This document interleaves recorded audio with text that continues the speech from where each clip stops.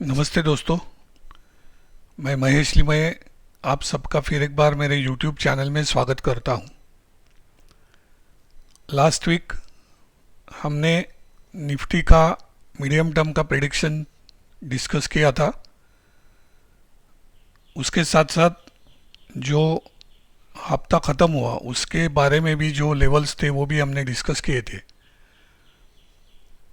और ये medium term view के हिसाब से हमने ये डिस्कस किया था कि निफ्टी का जो डाउनवर्ड स्लोपिंग ट्रेंड लाइन है, जो 18,600 का लाइफ हाई बनाने के बाद 18,350, 18,100, 14,15 और ये तीसरी बार निफ्टी ट्रेंड लाइन को टच करने के लिए आ रहा है। ये हमने लास्ट वीक डिस्कस किया था और ये हफ्ते में इसके ऊपर जाने की निफ्टी ने कोशिश ज़रूर की, लेकिन कल के सत्र में बहुत ही बड़ी एक रेड कैंडल के साथ निफ्टी का वीकली क्लोज कंपैरेटिवली काफ़ी बुरा हो गया। मतलब पिछले 4-6 हफ्तों से जो निफ्टी का अपवर्ड जर्नी चालू था, तो इस हफ्ते के ये जो कैंडल है बनी है, तो ये थोड़ी सी चिंता बढ़ाने वाली कैंडल हो सकती है। ऑफ कोर्स ये सब बातें हमने लास्ट वीक डिस्कस की हुई है और ये टेक्निकल करेक्शन होना काफ़ी ज़रूरी है और इम्पॉर्टेंट भी है। वो इसलिए क्योंकि हम देख रहे पिछले मतलब अक्टूबर 21 के बाद जो हम continuously lower top lower bottom लगा रहे थे, और अब जो कि एक वो सीक्वेंस ब्रीच करके निफ्टी ने एक अच्छी ऊपर की तरफ रैली दिखाई है 15,200 से लेकर लगभग 18,000 तक। अब जो टेक्निकली होना चाहिए, जो लास्ट वीक भी हमने डिस्कस किया था, निफ्टी ने एक हायर बॉटम बनाना चाहिए जिसकी काफ़ी ज़रूरत है। तो हायर बॉटम बनाने की जो एक प्रेडिक्शन हमने की है, उसकी दिशा में ये फ्राइडे का वीकली क्लोजिंग ये पहला कदम हो सकता है। अब जैसा कि मैंने लास्ट वीडियो में भी बताया था कि आगे आगे जैसे ये चार्ट्स डेवलप होंगे, जो इवेंट्स अनफोल्ड होंगे और निफ्टी की जर्नी जो भी रहेगी, फिर उसके हिसाब से हम वो करेक्शन में कहाँ तक निफ्टी जाने की संभावना है, कहाँ तक हमें बाय करना है या कहाँ कहाँ कौन से लेवल पे ऐड करना है, ये आगे ज़रूर हम डिस्कस करेंगे। एग्जैक्टली जो एग्जैक्ट लेवल होंगे मैं आगे आगे बताऊंगा, लेकिन एक टेंटेटिव जो ये कल से चालू होने वाले हफ्ते में हमें जो लेवल्स देखने हैं, इसके बारे में अब हम चर्चा करेंगे। अब देखिए, लास्ट वीक मैंने दो हमेशा की तरह बुल साइड का मैजिकल लेवल और बेयर साइड का मैजिकल लेवल ये दोनों दिए थे। बुल साइड का लेवल था हमारा 17,895 और बेयर साइड का था 17,530। निफ्टी ने लगभग 2 दिन अच्छी खासी 17,895 के ऊपर क्लोजिंग थी, लेकिन फ्राइडे के सत्र में तीसरी बार जो अटेम्प्ट हुआ वो फेल हो गया और पूरे दिन भर, लगभग पूरे दिन भर हम मार्केट वन वे चलता रहा, ऐसा दिखा। वो डाउनवर्ड प्रेशर जो था सुबह से वो काफ़ी स्ट्रॉन्ग था और फाइनली निफ्टी का लगभग 200 पॉइंट के गिरावट के साथ निफ्टी बंद हो गया। अब कल से चालू होने वाले हफ्ते के लिए प्रिसाइज लेवल्स हमें क्या देखने हैं। तो दोस्तों, आने वाले हफ्ते के लिए दो मैजिकल लेवल्स नहीं रहेंगे। इस आने वाले हफ्ते के लिए सिर्फ एक ही मैं आपको लक्ष्मण रेखा मैजिकल लेवल देने वाला हूं, और वो होगा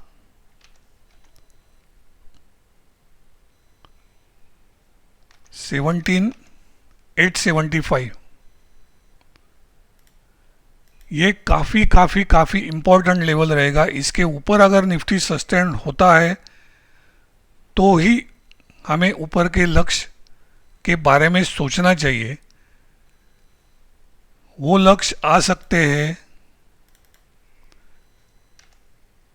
पहला होगा 18,070। अगर 18,070 क्रॉस करता है, सस्टेन होता है, तो फिर हमें लक्ष्य आएगा 18,300। अगर 17,875 के नीचे ही निफ्टी चलता रहा, सस्टेन होता रहा, तो जो लक्ष्य आएंगे वो मैं आपको दिखाता हूँ। पहला लक्ष्य आएगा 17,550। उसके नीचे जो लक्ष्य हमें देखने को मिलेगा वो होगा 17,300, और 17,300 के नीचे 17,150।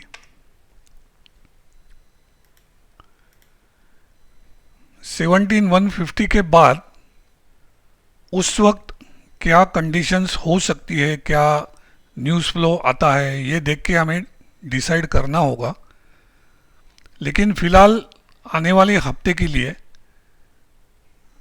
मेरा व्यू, अब जैसे मैंने 2 हफ्ते पहले कहा था, मेरा 80% व्यू बुलिश था और उसी हिसाब से मार्केट ऊपर ही चला गया। लेकिन आने वाले हफ्ते में जो डेरिवेटिव डेटा मेरे सामने है उसको मद्देनज़र रखते हुए 70% chances of a down side और ओनली 30% ऑफ अपसाइड। इसमें कल का डाउ का क्लोजिंग भी 200-250 पॉइंट का नीचे का आया है। ये तो टेक्निकल लेवल्स और प्रिडिक्शन की बात हुई, लेकिन एक थोड़ा सा मेरा व्यू मैं आपको बताता हूँ। अगर यूएस फेडरल के व्यूज़ जो कुछ दिन पहले थोड़े से एकोमोडेटिव होने के चांसेस थे, लेकिन लास्ट वीक जो भी उनके डेटा रिलीज़ हुए हैं और उसके बाद जो फेड का एक स्टैंड है वो टफ ही रहेगा, इस प्रकार के उनके स्टेटमेंट्स उन्होंने दिए हैं। मेरा मानना ये है, अगर फेड आने वाले मॉनेटरी पॉलिसी में 0.75 से बढ़ाता है, जो कि अब तक लगभग 0.50 तक लोगों का एक कंसेंसस बना था कि 0.5 से ज़्यादा अब फेड नहीं बढ़ाएगा। लेकिन अगर जो डेटा फ्लो उनके सामने है और उसके ऊपर जिस तरह के स्टेटमेंट्स वो लोग दे रहे हैं, मुझे लगता है कि 0.75 ये मार्केट आने वाले हफ्ते में डिस्काउंट करना चालू करेगा। और अगर ओवरऑल उनका जो रेट बढ़ाने का परसेंटेज उन्होंने तय किया है, अगर उससे ज़्यादा, मतलब बियॉन्ड 4%, अगर उनके स्टेटमेंट में कुछ भी दिखता है मार्केट को, मतलब ये 4% से भी ज़्यादा टोटल जो उन्होंने रेट बढ़ाने की जो साइकिल चालू की है, ये टोटल में अगर ये 4% से ज़्यादा बढ़ाने की भी पॉसिबिलिटी है, अगर मार्केट को उनके स्टेटमेंट से इसकी भनक लगती है तो ग्लोबली हमें लगभग 8 से 10% का फॉल आता हुआ पक्का देखने को मिलेगा। और मतलब अब हमेशा देखिए, मार्केट किसी भी न्यूज़ को, आने वाले जो प्रोबेबल न्यूज़ होती है पॉजिटिव या निगेटिव, उसकी अगर भनक लगती है तो मार्केट उसको पहले से डिस्काउंट करना चालू करता है। और अगर इस तरह की 4% से ज़्यादा की अगर मार्केट को उनके स्टेटमेंट से कुछ भी भनक लगती है तो पूरे ग्लोबली वर्ल्ड मार्केट्स में हमें 8 से 10% का फॉल बिल्कुल देखने को मिलेगा। लेकिन ये लेकिन शब्द काफ़ी इम्पोर्टेंट है, आप इसको ध्यान से मन में रखिएगा। ये जो भी फॉल आएगा, मतलब हम जो भी पॉसिबिलिटीज़ डिस्कस कर रहे हैं उसके हिसाब से अगर होता है और सचमुच ग्लोबली 8 to 10% का करेक्शन हमें देखने को मिलता है तो ये बहुत बड़ी बाइंग अपॉर्चुनिटी रहेगी इन्वेस्टर्स के लिए, क्योंकि हमें ये हायर बॉटम बनना बिल्कुल चाहिए। हम वही तो डिस्कस कर रहे हैं लास्ट वीक से कि निफ्टी ने एक हायर बॉटम बनाना ही चाहिए। अब लास्ट बॉटम हमारा जो था, रिसेंट स्विंग लो था, वो लगभग 15,200 का है। अब उसके ऊपर कहाँ तक, मतलब this all developments will depend upon different news flows like US Fed statements, वो एक्चुअली कितना रेट बढ़ाते हैं या फिर क्रूड में कुछ अलग से डेवलपमेंट होते हैं। ऐसे काफ़ी सारे US डॉलर और INR का कुछ डेवलपमेंट अलग से होता है क्या। डेवलपमेंट न्यूज़ फ्लो के हिसाब से कुछ भी हो, मार्केट को हमें चाहिए कि एक हायर बॉटम के लिए ये करेक्शन होना ज़रूरी है और मेरे हिसाब से ये पक्का होगा। तो आप ये सब चीज़ें ध्यान में रखते हुए थोड़ा सा कॉशियस स्टैंड आपको रखना चाहिए। ये लेवल नए बाइंग के लिए बिल्कुल नहीं है, ये लेवल नए बाइंग के लिए बिल्कुल नहीं है। मैं रिपीट कर रहा हूँ, आपको रिट्रेसमेंट ज़रूर मिलेगा। आप एग्जैक्ट अपॉर्चुनिटी का वेट कीजिए, आपको अच्छे रेट में अच्छे स्टॉक्स मिलेंगे। अब देखिए, पिछले कुछ दिनों से एफआईआईज के काफ़ी स्ट्रॉन्ग इनफ्लो हम देख रहे हैं, लेकिन जिस प्रकार की वर्टिकल रैली हमने देखी है तो इसको थोड़ा रिट्रेसमेंट टेक्निकली होना ज़रूरी है और वो होगा। और उसके दौरान आपको अच्छे लेवल पे अच्छे स्टॉक्स मिलेंगे और उस वक्त आपको झिझकना नहीं है, क्योंकि हमेशा जब बुल मार्केट चलता है तो उसमें जो करेक्टिव रैली आती है, मतलब बेयर रैली या करेक्शन की प्रॉफिट बुकिंग की रैली जिसको हम बोलेंगे, वो काफ़ी फास्ट और फ्यूरियस रहती है। उसी प्रकार से अगर बेयर मार्केट चल रहा है तो उसमें जो अपवर्ड करेक्शन की रैली आती है वो भी फास्ट एंड फ्यूरियस आती है। उसमें कई बार हमने देखा है कि आज 18,000 पे लोग माल लेने को तैयार है, लेकिन अगर सचमुच जो हम प्रेडिक्ट कर रहे हैं उसके हिसाब से अगर मार्केट चलना चालू होता है और करेक्शन आते हैं, वो फास्ट फ्यूरियस रहेंगे और उस वक्त लोग एक कदम पीछे हटते हैं। उनको लोग, क्योंकि फिर मार्केट में तरह तरह के फिगर्स आना चालू होते हैं। अब निफ्टी 14,000 जाएगा, 13,000 जाएगा, और लोग डरते हैं और इन्वेस्टमेंट नहीं करते। मैं हमेशा लोगों को यही बोलता हूँ, अगर आप 18,000 को इन्वेस्ट करने को तैयार हो और अगर आपको बाई चांस 17,000 में कुछ माल मिलता है, 16,500 में माल मिलता है, 16,000 में माल मिलता है, तो आप क्यों नहीं लेंगे? आपको लेना चाहिए। वो स्टेप बाय स्टेप अच्छे क्वालिटी स्टॉक्स में स्टैगर्ड मैनर में आपको उसमें एंट्री करना चाहिए। तो दोस्तों, ये सब चीज़ें जो हम डिस्कस करते हैं हर वीक, और स्पेशली इस वक्त निफ्टी एक काफ़ी क्रूशल पॉइंट पे खड़ा है और टेक्निकल करेक्शन की बिल्कुल उम्मीद है और मैक्सिमम पॉसिबिलिटी है कि वो हमें आते दिनों में देखने को मिलेंगी। तो वो हिसाब से आप उसको ध्यान में रखिए। जहाँ तक बैंक निफ्टी का सवाल है, लास्ट वीक मैंने बताया था 39070 ये हमारा बुलिश साइड का मैजिकल लेवल रहेगा, और उसके ऊपर हमने कुछ 3-4 लक्ष्य दिए थे, लेकिन जो पहले लक्ष्य थे दो, एक था 39420 और दूसरा था 39770।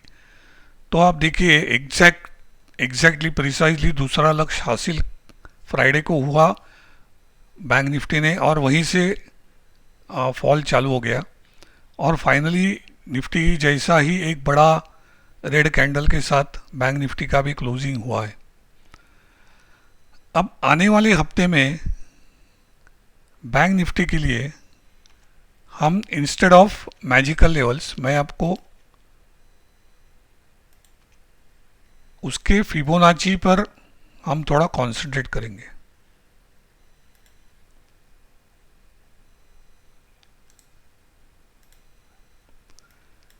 यह बैंक निफ्टी का वीकली चार्ट है।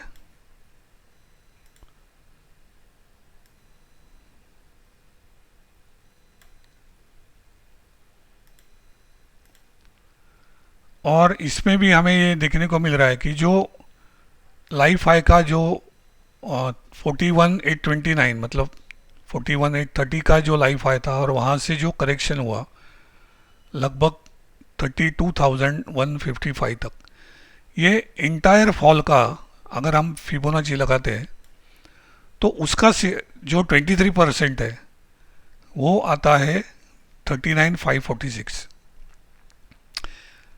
तो वीकली बेसिस पे इसके ऊपर क्लोज देने में बैंक निफ्टी नाकामयाब रहा, और इसके साथ हमारे भी जो लेवल थे एग्जैक्ट लेवल टच करके बैंक निफ्टी ने नीचे क्लोजिंग दिया है। अब आपको बैंक निफ्टी में यही जो लेवल है वीकली बेसिस पे, लेकिन ये आप इंट्राडे या डेली बेसिस पे भी इसको मद्देनज़र रखते हुए ट्रेड बना सकते हो। वो लेवल रहेगा 39,546 मतलब 39,550। इसके ऊपर अगर बैंक निफ्टी फिर से ऊपर चलना चालू करता है, सस्टेन होता है इंट्राडे में भी, तो आपको 2-3 लेवल्स जो ध्यान में रखने हैं, उसमें से एक रहेगा 40,500 का, और उसके ऊपर आपको सीधा जो लाइफ हाई था वहाँ तक आपको लक्ष्य मिलेगा। अगर 39,550 के ऊपर बैंक निफ्टी सस्टेन करना चालू करता है तो नीचे की तरफ अब हमें ये फिबोनाची के हिसाब से काम करना पड़ेगा। अब 39,550 के नीचे बैंक निफ्टी का 38,130 मतलब लगभग 38,200 ये लक्ष्य आप सोचिए, ये आपको देखने को मिलेगा। उसके नीचे आपको लगभग 37,000 का लक्ष्य आता हुआ देखने को मिलेगा। इसमें अब ये देखना है कि ऊपर जाते समय बैंक निफ्टी ने आउट परफॉर्म किया था, लेकिन अब अगर करेक्शन चालू होता है तो बैंक निफ्टी का रवैया कैसे रहेगा। इसमें ये वीकली ट्रेंड लाइन मैं यहाँ पे लगाता हूँ। जैसा निफ्टी में हमने ट्रेंड लाइन देखा है उसी हिसाब से बैंक निफ्टी में जो लोअर टॉप्स बन रहे थे उसको मैंने ट्रेंड लाइन लगाया है। तो आने वाले दिनों में अगर करेक्शन इसका भी उसी हिसाब से आता है तो आपको ये ट्रेंड लाइन अगर इतना नीचे रिट्रेसमेंट मिलता है तो हमें इस ट्रेंड लाइन का एक काफ़ी स्ट्रांग बढ़िया सपोर्ट रहेगा। लेकिन उसके ऊपर जो भी फिबोनाची लेवल्स है लाइक 35,850, 37,000 और 38,200, तो ये लेवल्स मोटे तौर पे मैं आपको बता रहा हूँ वो हिसाब से आपको इसमें ट्रेड करना पड़ेगा। 39,550 के ऊपर ही बैंक निफ्टी बुलिश होगा। तब तक आपको कोई भी रैली मिलती है इंट्राडे में, वो आपको शॉर्टिंग के लिए अपॉर्चुनिटी ढूंढनी पड़ेगी। और निफ्टी के लिए सेम होगा। 17,875 ये हमारा एक ही लेवल रहेगा, जिसके ऊपर या नीचे जो भी कारोबार होगा उसमें आपको पार्टिसिपेट करना होगा वो हिसाब से। इसमें भी टुवर्ड्स 17,875 कोई भी अगर इंट्राडे रैली आती है तो आपको वो शॉर्टिंग के लिए यूज़ करना पड़ेगा, अनलेस 17,875 के ऊपर सस्टेन नहीं होता है। अब जहाँ तक डाउ जोन्स का सवाल है, ये चार्ट हमारा पिछले 3-4 हफ्तों से सेम हम डिस्कस कर रहे हैं। 33,500 के ऊपर डाउ ने अच्छा क्लोजिंग दिया और उसके बाद जो हमारा दूसरा लक्ष्य था 34,500, तो डाउ का लास्ट वीक का हाई था 34,281। तो ऑलमोस्ट हमारे लक्ष्य के बिल्कुल करीब डाउ पहुंचकर फिर उसमें एक करेक्शन आया, प्रॉफिट बुकिंग आया। तो आपको अभी भी ये 3 लेवल्स ध्यान में रखने पड़ेंगे, 33,500, 34,500 और 35,500।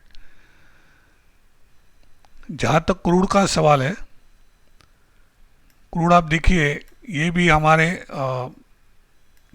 इसके पिछले 3-4 हफ्तों से हम एक ही, मतलब ये जो चार्ट से चार्ट के ऊपर यही लेवल्स हम डिस्कस कर रहे हैं।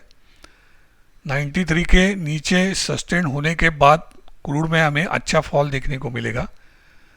अभी तक क्रूड ने इसके नीचे डिसाइसिव क्लोजिंग जो होना चाहिए 93 के नीचे, वो नहीं मिला है। पिछले हफ्ते में 2 बार उसने इसके नीचे क्लोजिंग देने की कोशिश की, लेकिन वो काफ़ी क्या बोलते हैं कि जो डिसाइसिव उसके नीचे क्लोज होना चाहिए था वो हुआ नहीं है। Hardly with margin of few cents उसका क्लोजिंग मिला है। तो अभी भी ये 93, 99, 106 और 112 ये लेवल मैंने ऐसे ही रखे हैं चार्ट के ऊपर। नीचे की तरफ हमें 75, 70 ये लेवल्स आते देख सकते हैं अगर 93 के नीचे डिसाइसिव क्लोजिंग मिलती है। तो दोस्तों ये रहा मेरा आने वाले हफ्ते का निफ्टी, बैंक निफ्टी और डाउ क्रूड के ऊपर मेरा व्यू। आने वाले कुछ दिन काफ़ी इम्पोर्टेंट रहने वाले हैं, क्योंकि निफ्टी एक क्रूशल पॉइंट से डिसाइसिव एक्शन लेने की कोशिश करेगा। आपको काफ़ी सावधानता बरत के उसमें ट्रेड करना है। और जैसा हमने डिस्कस किया, कोई भी बड़ी गिरावट किसी भी वजह से जो मिलेगी उसको लेवल के हिसाब से अच्छे स्टॉक्स में नई एंट्री या एडिशन के लिए इस्तेमाल करना चाहिए। तो इसके साथ मेरा ये कल से चालू होने वाले हफ्ते का व्यू ख़त्म करता हूँ। बाय।